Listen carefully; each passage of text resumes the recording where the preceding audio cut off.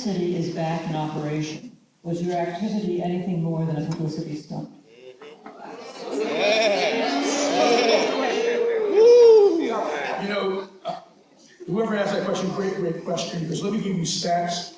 One of the things we do, we receive grants for a lot of things we do, and we have to document things. So 3 years ago, when we saw 54 individuals living under a bridge, that year there was 87 inches of total snowfall.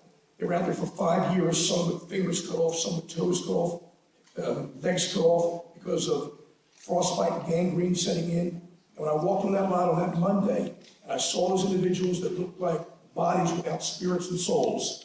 Yes, that week we did raise about $200,000. We went in and we picked them up. From that Monday to Thursday afternoon, we got them into a hotel. We eventually got them into housing, social services, and programs for them. And during that time period, and into the next year, we've seen 54 individuals getting help. Now, the fact of the matter is, 24 of them did return back to the city of Camden. But 30 of them today, documented, are still living in housing. Some are in college. Some, 3 years later, they're working jobs, they're paying taxes, and they're doing well.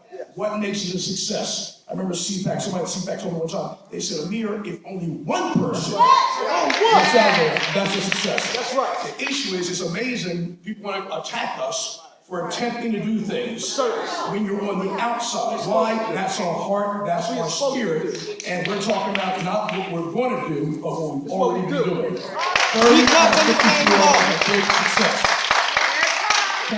Thank you. Candidate Red? Be cut from the same cloth. I remember that year and working with CPAC, the Community Planning Advocacy Council, and I don't know, I got a different message than you did, Pastor Khan, in that they tried to work it as a consortium and you sort of pulled away.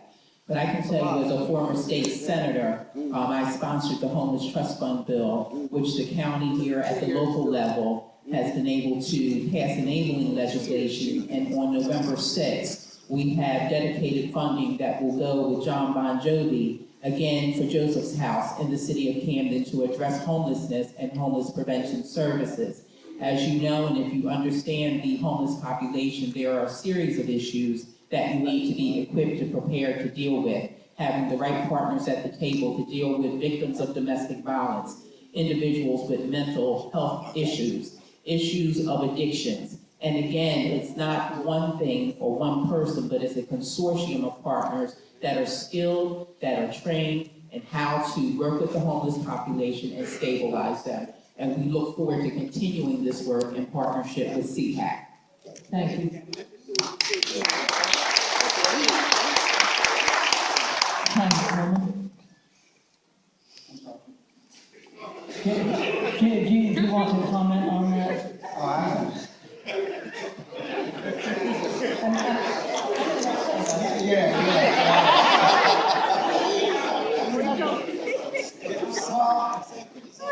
All I can say is that I went over to Tent City and it pretty much speaks for itself. The residents are over there are struggling. They need assistance. Some of the people that claim to do or have done so much, I mean, people I've talked to, they have done not much of anything.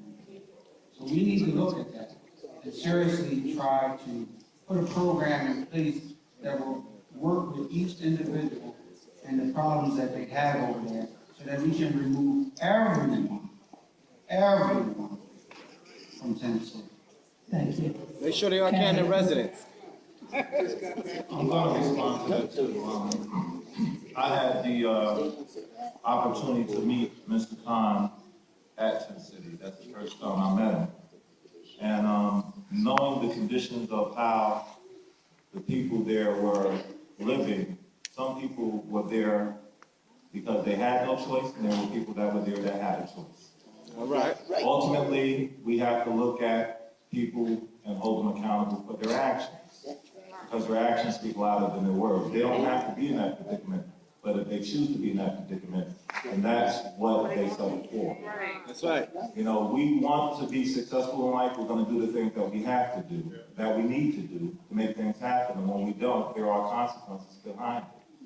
I am 100% in favor of some of the things that you know, our mayor has as far as the desire to help our people. But at the same time, we're also having to look at taking care of outsiders more than insiders. There you go. There you That's a go. big problem in itself. Camden cannot begin to take care of its problems dealing with outsiders' situations. Good answer. Yes, I'd like to clear up some fact and fiction for you, if you like. After Pastor Khan collected $200,000 from his congregants by telling them to take out a second mortgage and go to the 401k so they can help these homeless people, and God knows who will help them when they're homeless, and they got them with these second mortgages, these 401ks. Yes. Basically, that was a ruse. Yes. All right, it wasn't about helping people, it was about helping people. He would have consulted experts in the field of homelessness. After the Nehemiah group declared all those homeless people mentally ill, they got state funds to help them mentally ill. Conveniently, all of them were crazy throughout the intensity. Wasn't bad luck, they just all happened to be crazy. And after spending hundreds of thousands of dollars, somebody else's money, it turned out to be zero. Absolutely nothing was accomplished. This is what happens when you take it upon yourself to do things when you don't have the experience to do them.